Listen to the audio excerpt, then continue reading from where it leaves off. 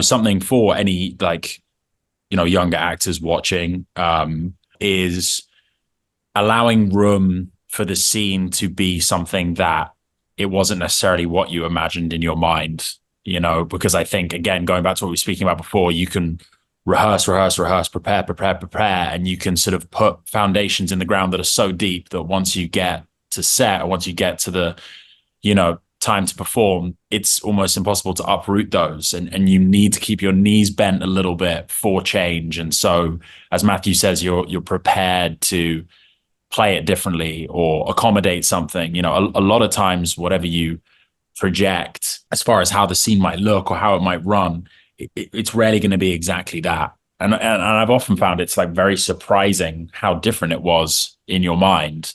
And so sometimes having too firm of an idea of what the scene should be, it works totally against you.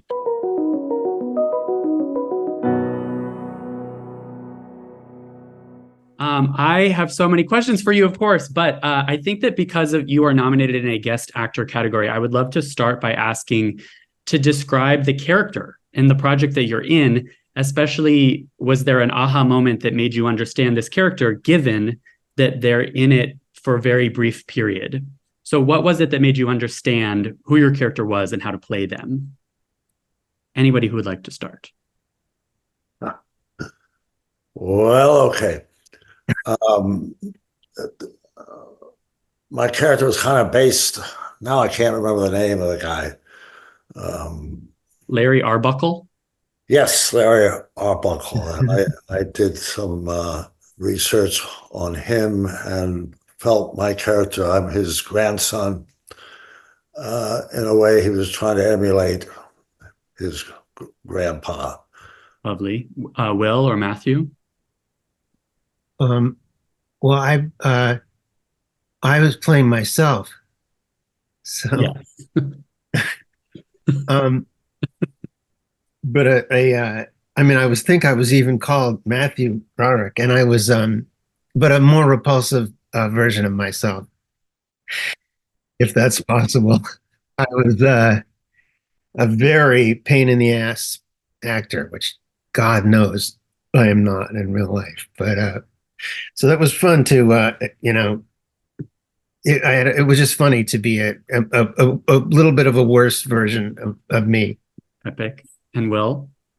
Yeah, my character's name's Luca, and fortunate enough to have got the chance to jump into a few commercial kitchens in preparation for the role. And I think the character became a bit of an amalgam of some of the people I work with, the various sort of men and women I came across in the kitchen, and sort of tried to sort of poach things from, if you pardon the gross pun, from things that I saw in those chefs. And that was really how I researched it. These are three very different roles. So this is already looking to be like I think actors watching this are going to get three very different processes, creative processes. Can I ask the question of what, in terms of the character creation process, are there things you all do every time? Or is it more like you're starting from scratch for any character you take on?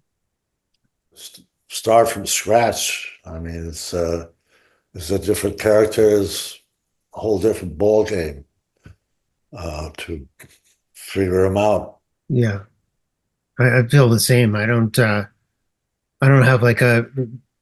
I don't think I have anything I always do. I just read the script and hope to, connect to something, and then rehearse and hope to find something there too, and just gradually get some ideas. I feel like I'm in a unique position as a young actor getting to hear these legends talk about their process. I feel like I need to grab my notebook and actually take this down. But note taking is something that I've done, because I think I don't necessarily have the best of memories, and I actually find myself writing in a notebook for each character, but there are no, as these gentlemen say, there's no common denominator between any character I've played, because human psychology is so unique and complex that the idea that you might do the same thing for every character kind of doesn't hold true for some reason or another. But taking notes, if only to go through the exercise of that. I'm not sure I refer back to it all that much, but there's something about writing it down that helps certain things kind of soak in just by the process of writing it down. And then if I need a little refresher, I'll go back to that notebook. But it's the scrawlings of a madman when I look at it post playing a role. It doesn't make any sense even to me after the fact. These, I think, are exactly the kinds of like tips and tricks that actors want to hear about.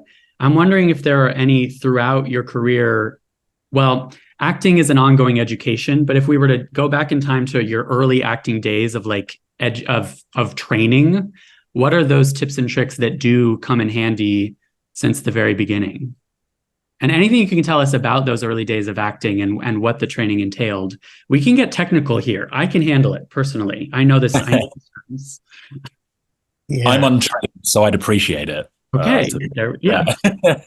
Fairly untrained myself. I did take acting lessons when I started, and my father was an actor, so I was exposed to it a lot. I think when I started, I probably worked on things much more in a way. I tried to make sure I was dotting every I and crossing every T, and I read books about acting. I discussed it, and I think most of us, as you get older and do it more, a lot of it starts to just come without having to think so much. I mean, in a way, that's what I hope to get to, where it's less conscious. But I know that all these techniques are to get you to that point. And, I think it's good to take notes, and I've never been very good at that, but I know a lot of wonderful actors who right up just as old as me who take copious notes and very helpful. Like I worked with Laura Linney once, and her script was absolute chock full of every moment, what had happened before, all these, my script I got too lazy to circle my name. Halfway. But no, I do read it a lot, and I think about it a lot, but I don't know that I still use very many techniques that I would know how to describe. What do you guys think? I try to define the truth of a guy,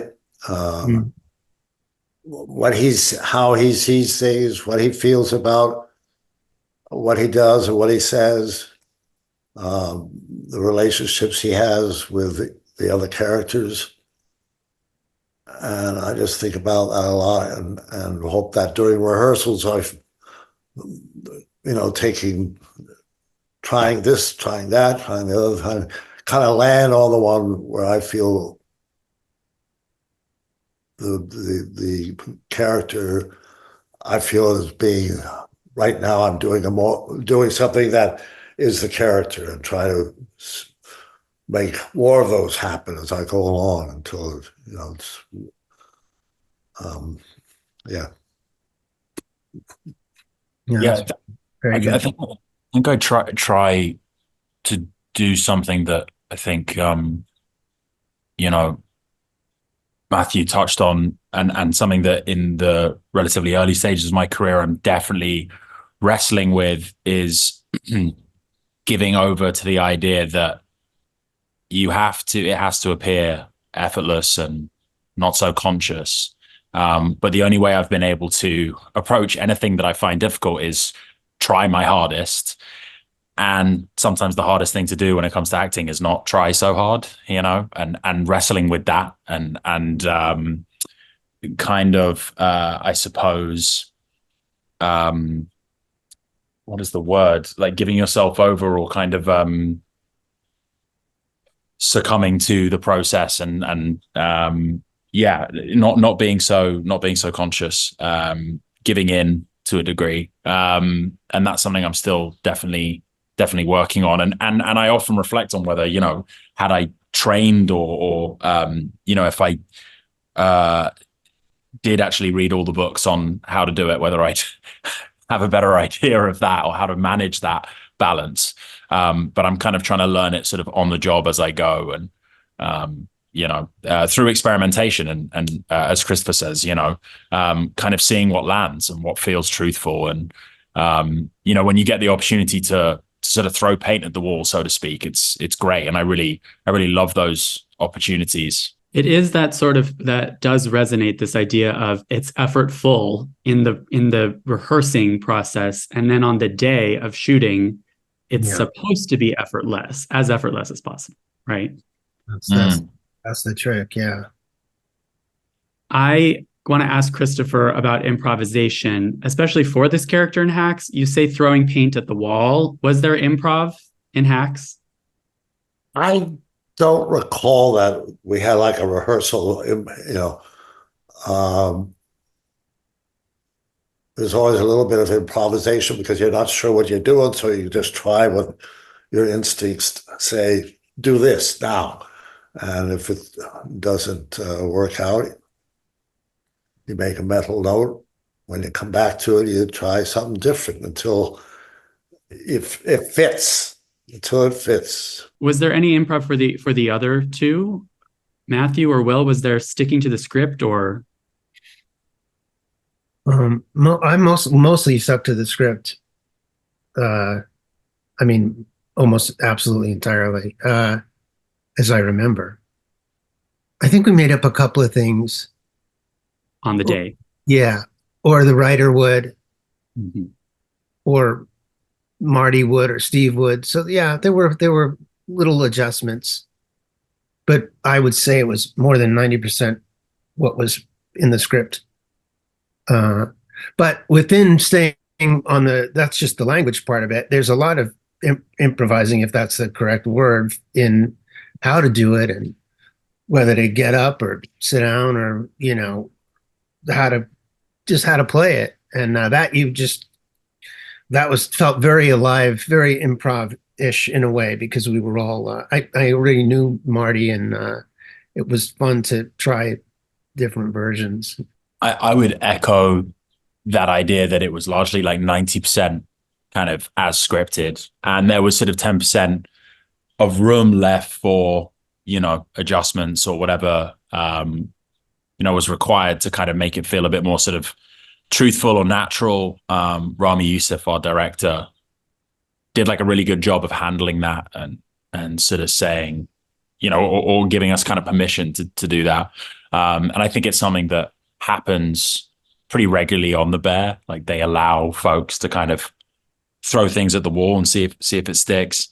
Something for any younger actors watching, and something that I'm experiencing as a younger actor more and more is allowing room for the scene to be something that it wasn't necessarily what you imagined in your mind, because I think, again, going back to what we were speaking about before, you can rehearse, prepare, and you can sort of put foundations in the ground that are so deep that once you get to set, or once you get to the, time to perform, it's almost impossible to uproot those, and you need to keep your knees bent a little bit for change. And so, as Matthew says, you're prepared to play it differently or accommodate something. A lot of times, whatever you project, as far as how the scene might look or how it might run, it's rarely going to be exactly that. And I've often found it's like very surprising how different it was in your mind. And so sometimes having too firm of an idea of what the scene should be, it works totally against you. So turning up clay-like and being prepared to be malleable is something I'm working on still, because I've got in trouble and got in a panic when it hasn't been exactly how I'd envisioned it or rehearsed it in my mind. I almost feel like, going off of that, I want to ask Matthew about playing yourself, because you must come in entrenched with your own beliefs of who you are. Was there any, I guess the question is, what did you learn about yourself by playing a version of yourself? And especially this idea of other characters are saying things about Matthew Broderick to you or about you that you're like, oh, is that how people perceive me? Yeah, it wasn't very nice too. It was yeah, I was like the most annoying actor who asks too many questions, and uh, like I had a prop that was a script that I had put my notes in that somebody had worked on for hours. This I forgot her name. This the prop person. Next to every line I had wrote, "This may be related to my uncle." That I had somehow, that I was some actor who had tried to make too much of every single moment. And I don't know if we got those pages into the show or not, but it was kind of fun to, I do have, I think it was a nasty version of me, but it wasn't like totally invented either. So it was kind of fun to be able to, you know, lean into annoying actor land. Maybe there's more to take away from it leaning in that direction than if you had done some like heroic, sanitized, nice version of yourself or something. That wouldn't have been very. That's true. That would have been embarrassing or something. But yeah, no, it was kind of really fun to take the piss, as English people say, I think. But we all recognize that if it's not me, it's certainly an actor we've all worked with. So so uh, Yeah. Well, and that show, that season of that show in particular was so theatrical, so theater yeah. related, and all of you have done theater. And I wanted to ask, similar to the training question, like sometimes there's an interesting answer in the question of like stage versus screen. What is the difference between acting for stage and acting for screen? Or are you at all thinking about theater while you're in front of a camera? It sounds like from Christopher, you were talking about rehearsals. It sounds like it's sort of like a theater rehearsal to do a show like Hacks. Yeah, I'm not sure where the line theater, because for me it's the same process, theater or uh, screen, and so it doesn't make too much difference to me which way it goes. A lot of people say there's been a lot of technological changes and improvements. How does that affect, in film and in TV, and how does that affect you? And all I know is um, the director says act, and then he says cut, or she says cut. So those are the two words that matter to me. And with all the technology involved, tell me when to start, or tell me when to stop. That's all I need. and the director can intervene and say, no, Chris, or yes, Chris, or whatever. That's really like the most boiled down best like advice that any actor can take away from this. It's like that's the job, right? Is action and cut. Yeah. That's it. Matthew, what about you? Yeah, I feel pretty much the same. I mean, because everybody always says theater and film are so different, and I always felt the same. Aside from really, it's just about being louder in a way in a play, which affects things. I mean, you have an instinct it's. I don't know if it's bigger, but you have to. It's not I don't even agree with what I'm saying in a way. I mean, in a way, when you do a movie and or TV and there's a camera right in your face, you kind of know that you can be very internal, But in a weird way, in a play, you can do the same thing and an audience can see it, So it's not as simple as like everything is broad on the theater and everything is intimate in film. But on the other hand, it is that. I mean, you have to be audible, and you have to without the help of an editor or a close up, somehow project. But I'm like Christopher. I'm not thinking about that when I'm not thinking, oh, I'm in a film, I better change how I do this. I don't really think that at all. I do remember that when I first started doing film. I've been practicing in theater all the time. There was sometimes a close-up, a reasonable close-up, where I was still shooting for the last row. And I had to sort of tap on the toe, Chris, you know, and adjust to that. But it happens. I remember I was doing it the first time I was on film, and I just got up from a chair like a normal person. I just sprang out of my chair, and I saw the camera operator go, you know, he couldn't get the, like, I didn't know to kind of go like all this sort of slow acting that we do, you know. That's that throwing it at the wall and see that's the trial and error of the process. Yeah, you just, if you've filmed a while, you start to learn that there's some kinds of movements that just trick the poor camera operator, and there's no way they can keep up with you. Which I have a memory of the first time watching this guy suffer trying to catch up to me until somebody told me, just take a little speed off when you sit in the chair. Don't plop in. Back in those days, cameras were very heavy and large. It's true that they do change. This is maybe where I can ask about the early acting days. Like, can I ask the question of, if you could go back in time and give your younger self advice, what would it be? And that can be practical advice of how to hit your mark, or it can be like, here's what you should think about for navigating Hollywood or navigating this career.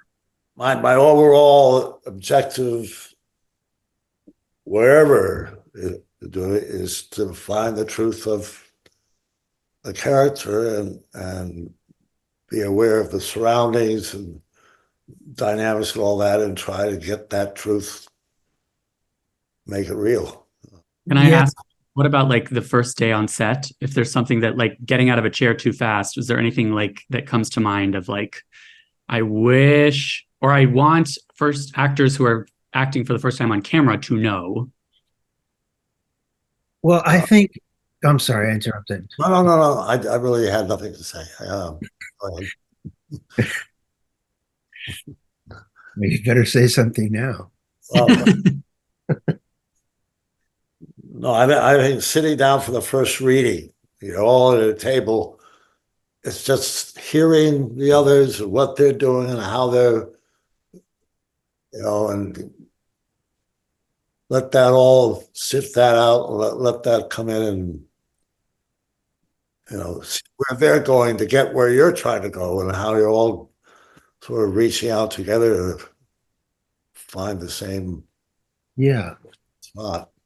Yeah, that's a good, and I think you could usually at a first reading or something, you know, you can gravitate toward people who you like the way they do it, or they like you, you know. You'll find somebody who has a similar finds the same thing truthful or funny, and you so you don't feel so alone. Maybe that would be good advice when you know, that you need support, you know, and hopefully it's from the director, but sometimes it might be from another cast member who says, no, I like what you're doing, you know. And, you know, find somebody who you like and who likes you. You got to feel, at least I do, liked, you know, or supported.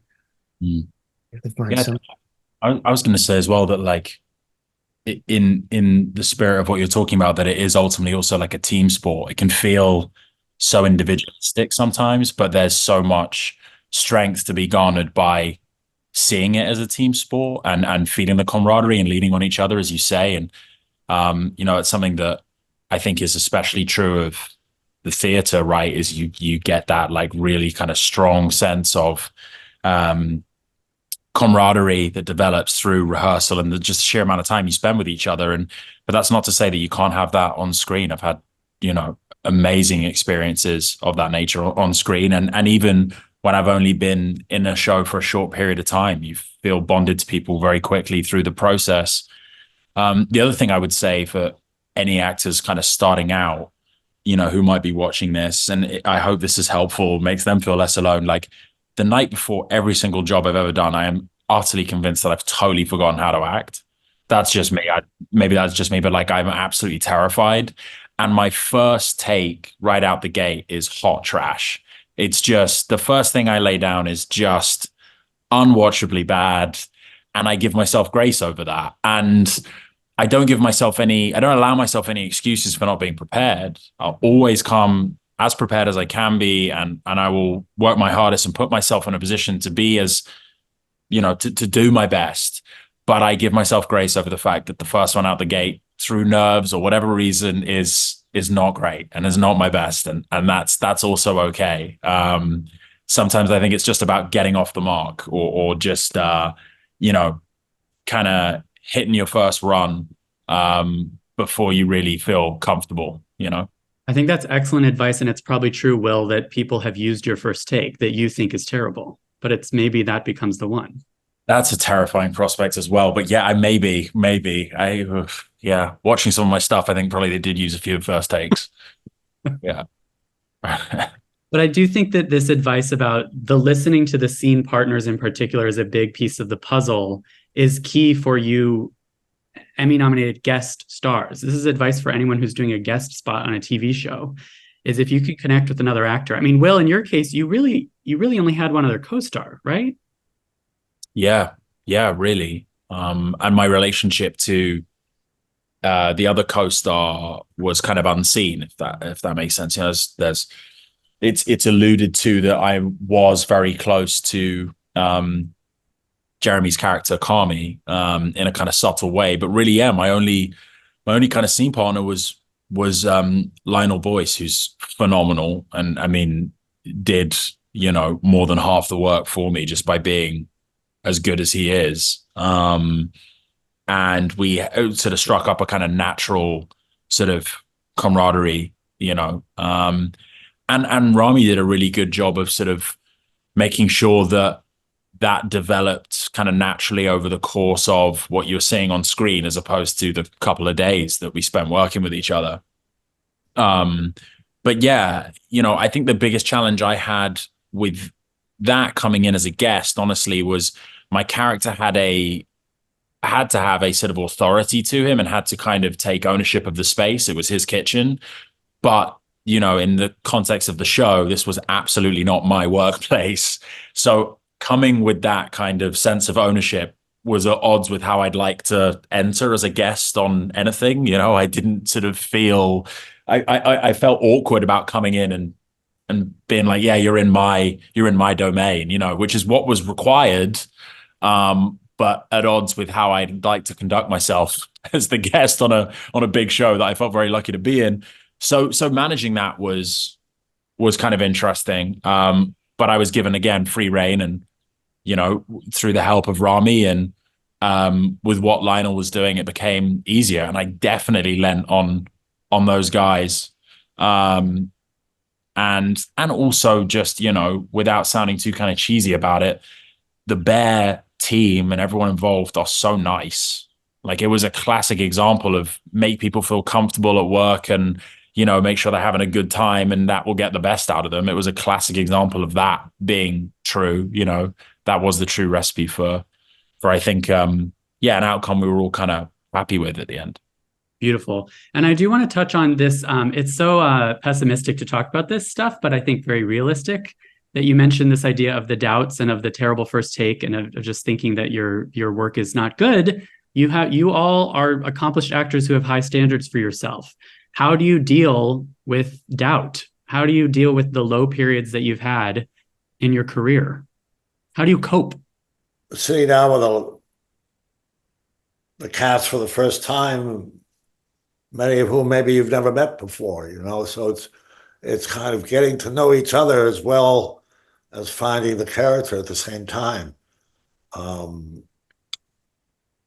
I like to feel free during that period to come out with whatever strikes me. And if it's shit, I'll be told about it and not do that again, or maybe I'll come out with something unthought out and it works. And suddenly I've got a clue to where to go for the rest of the scene. And I don't know, a lot of variations. Yeah, it sounds like maybe the fear of failure becomes less of a thing the more that you fail, or the more that you are willing to fail. Yeah, I feel like if as you've done it longer, you ought to be less afraid of failure, but I'm still I get pretty terrified, truthfully. Like an opening night of a play, I'm like, how the hell did I get here? I don't know how to do it. And if I ever did know, don't know anymore. Like this is bad. I feel that all the time. And I would think after this many years, I'd have a thicker skin. Which I must have on some level.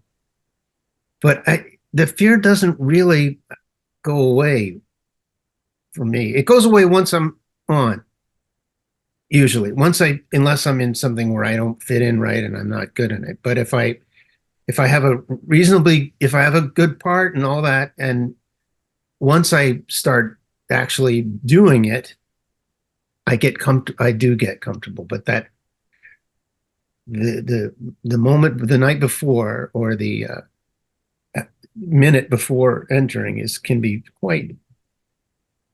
I still get quite a lot of stage fright. I think that's so helpful to hear. Will, is that helpful to hear?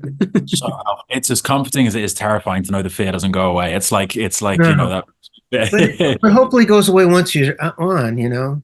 Totally. But to know that Yeah. someone like yourself experiences that is a major comfort. It makes you feel a little bit less crazy, a little bit less alone, and actually more encouraged. And it also is proof that there's use for that, right? And that there's a place for that, and there's a way of converting that into something positive. And the same part of our brain that's responsible for fear is the same part that's responsible for excitement, and kind of being able to sort of manage that, I think, is part of the challenge. I mean, I can definitely speak to, you mentioned low periods in terms of inactivity, or when the work isn't there. I have a lot of experience with that, probably more experience with that than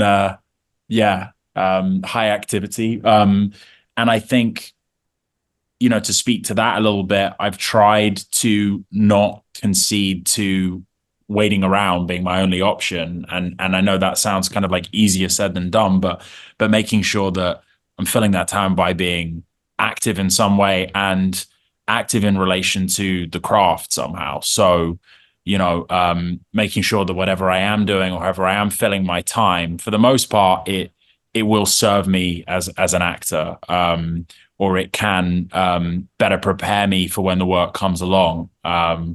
And that may just be like physical and mental care, like any version of self-care. So that's kind of how I cope with those lower periods. Yeah. Really excellent advice, truly. I always want to ask about rejection, but also like auditions in general. I don't know, Matthew or Christopher, how much auditioning is happening in your careers these days, but I like asking, do you have a worst audition horror story? Was there ever a time that you and a part did not align for whatever reason, or you really did not get a part? Sometimes the worst audition horror story still results in an actor booking the role, though. I remember my first audition was 1962 or something in New York, and I hadn't been to one before. I went to the address. It was an apartment building. I arrived on the floor. There was many, many, many other actors and actresses there sitting with the lines. They'd gotten a copy of and all that. And so I took that in. And then finally I went into the room, and there was a woman sitting behind a desk, kind of officious and automatically threatening just because of the situation. And it was a total cliche, but my knees were shaking. I was like, like that. And I said about 2 lines, and she just blurted out, "That's enough. I'm serious. That's enough." And I exited, and that was my first encounter. But after all, I really worked on it. I wanted to go in and audition and make it work, and I became feeling more easy about it. Actually, a little bit fierce. I'm going to get this role, or And I've got a million bad audition stories, but one that definitely stands out is I was asked to screen test for something, which is the furthest I'd ever got in, a process. And they they weren't going to fly me out to California for the screen test, but they said, if you're willing to fly yourself out, we'll screen test you. And I should have known where I stood on the pecking order then and there. I probably should have said, thanks very much. But I was so excited about the prospect of having got to the screen test phase that I thought, no, I'll do it. And I'll go there. And as the outsider, as the underdog, I'll book it. And so I learned the three scenes and I prepared as well as I could, and I flew myself out kind of on my last dollar and got out to California, and I'm in the waiting room and I'm feeling my usual level of nervous, but like relatively confident, I suppose, as confident as I could be in that situation. I went in and did the first scene and it was not great, but fine. I did the second scene. It was slightly better. And the third scene was actually like a sort of marked improvement from the first. And I was ready to leave feeling really good. And I was saying thank you very much to, the director and the casting director and the various producers in the room and the other actor. And the other actor turned over his sides and they said, "Oh, where are you going?" I said, are we not? They said, "The fourth scene." And I had absolutely no idea there was a fourth scene. And my heart dropped. And I knew I'd messed it up then and there. And to this day, I don't know where that fourth scene was or how I didn't prepare it. But they said, we'll give you 20 minutes. Here's the fourth scene. Step outside into the waiting room. Come back in. So I go outside into the waiting room. I'm looking at this fourth scene and the words are just swimming around the page. It just may as well be in a different language. None of it's going in. All I'm doing is dwelling on what a terrible mistake this is. And then in walks a actor who I admire hugely. He was on one of the biggest shows in the world at the time. And he goes, "Hey, how you doing?" And I said, "Hi, nice to meet you." I sat back down. He enters that audition room and then I have to listen for the next 20 minutes, him just crushing in the next door room. They are laughing harder than I've ever heard in my life anyone laugh. And needless to say, he booked it. I didn't. I went in and crawled in with my tail between my legs and did a very sorry fourth scene, and didn't book that job. But that was up there as one of the worst moments. It's a really good one. I hate making you relive your trauma, but it's really good to hear. Honestly. I think about it most nights, so don't worry about it. Yeah. I have a upsetting one that I remember. I have a million where I just got told that's enough or some version of thank you.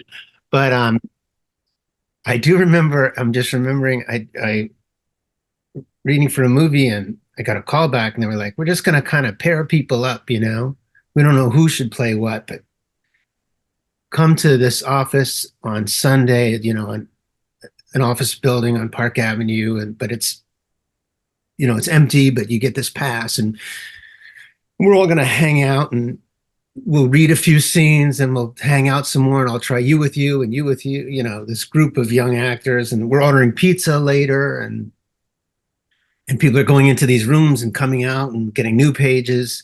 And I go in with a scene partner who I don't remember, and they're like, "Thanks." And we're done. And they're like, "No, you guys are done." So me and I was like, "But when is the pizza?" They're like, the pizza hadn't even come, and everybody was still there being paired up. And me and this young woman got in this elevator on Park Avenue and went all the way down, back out into the sunlight.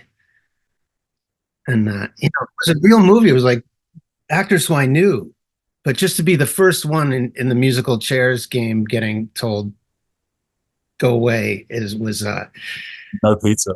I still remember that.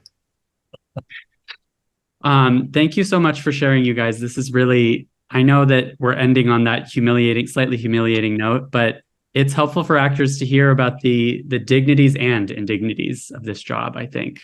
Yeah. Any parting words of wisdom for working actors listening in? Just keep doing it. Yeah. Keep doing it and try to enjoy it. It's supposed to Yeah. be enjoyable. Yeah, and work as hard as you can to give yourself the best chance of doing your best. That's it. Yeah. I think thank you all. This is really, I think that people are taking notes. This is very much a taking notes type of conversation. So thank you, Will, Matthew, and Christopher.